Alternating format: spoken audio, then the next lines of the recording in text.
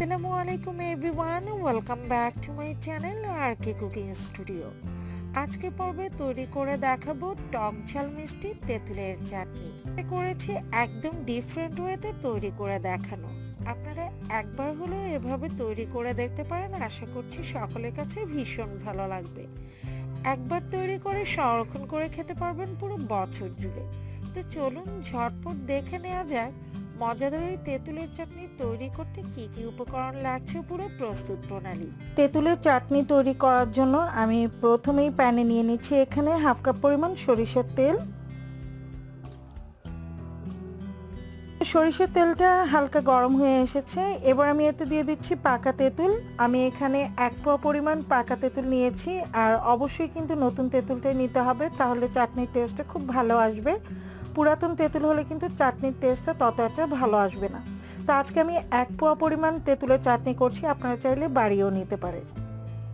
তো সাবধানে এই তেঁতুলগুলো দিয়ে দিচ্ছি। তেঁতুলগুলো দিয়ে একটু তেলের উপর হালকা আমি 1 থেকে 1.5 মিনিটের জন্য ভেজে নিব। ভেজে নেওয়া হয়ে গেছে, এবার আমি একে একে বাকি উপকরণগুলো দিয়ে দিচ্ছি। আমি 1 চা চামচ পরিমাণ সরিষা বাটা। অবশ্যই তেঁতুলের চাটনিতে সরিষা বাটাটা দিবেন, তাহলে টেস্টটা খুবই ভালো আসবে, খেতে কিন্তু ভীষণ ভালো লাগে। আমি যেভাবে তেঁতুলের চাটনিটা করি সেভাবে আপনাদের সাথে শেয়ার করছি।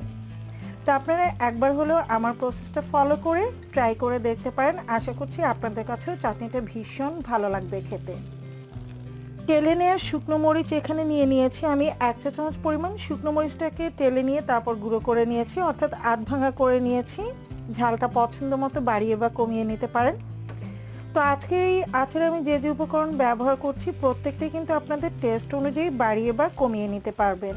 বিট লবণ দিয়ে দিচ্ছি আমি হাফ চা চামচ পরিমাণ, আর অবশ্যই বিট লবণটা দিবেন। যদি কোনো কারণে আপনাদের কাছে বিট লবণ না থাকে সেক্ষেত্রে খাওয়ার লবণটা দিলেও হবে, তবে বিট সল্টে কিন্তু আচারের টেস্ট খুব ভালো আসে।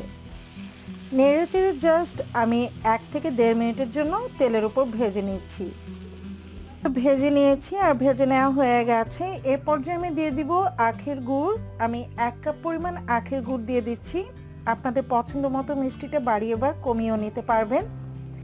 আর অবশ্যই কিন্তু আখের গুড়টাই দিতে হবে, খেজুর গুড়ে কিন্তু আচার একদমই ভালো হয় না।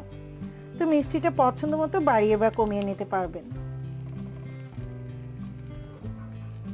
এবার নেড়ে চেড়ে সব কিছু খুব ভালোভাবে মিক্স করে নিচ্ছি। আর আচারটা কিন্তু নাড়াচাড়ার উপর রেখেই ভেজে নিতে হবে, তা নাহলে কিন্তু তলায় লেগে যেতে পারে।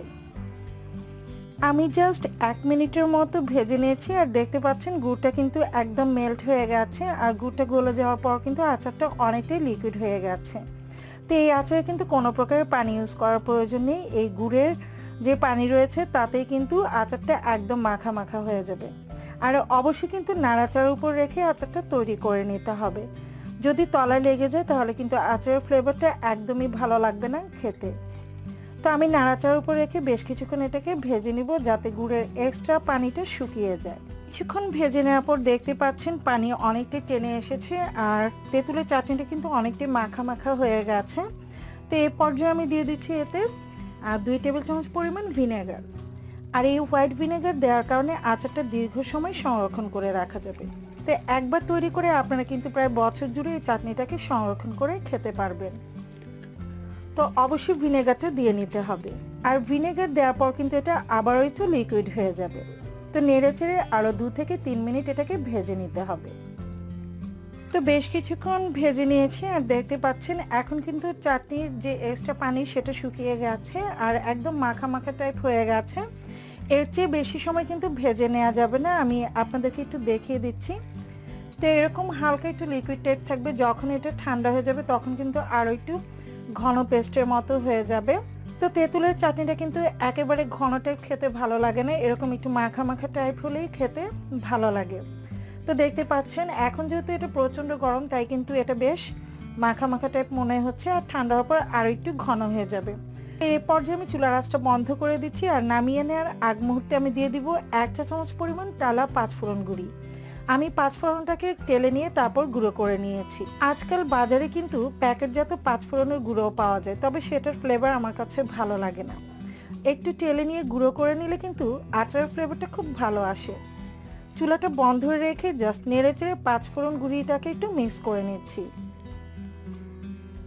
তো আমার তেঁতুলের চাটনিটা কিন্তু প্রায় হয়ে গেছে, আর এ পর্যায়ে আমি এটাকে চুলা থেকে নামিয়ে নিচ্ছি। চুলা থেকে নামিয়ে নেওয়ার পর একদম ঠান্ডা করে এয়ারটাইট কন্টেনার বা কাঁচের বয়ামে ভরে সংরক্ষণ করে খেতে পারবেন পুরো বছর জুড়ে। আশা করছি এই রেসিপি ভালো লেগেছে। পরবর্তী রেসিপি দেখার আমন্ত্রণ জানিয়ে আজকের মতো এখানেই বিদায় নিয়ে নিচ্ছি। সবাই ভালো থাকবেন, সুস্থ থাকবেন।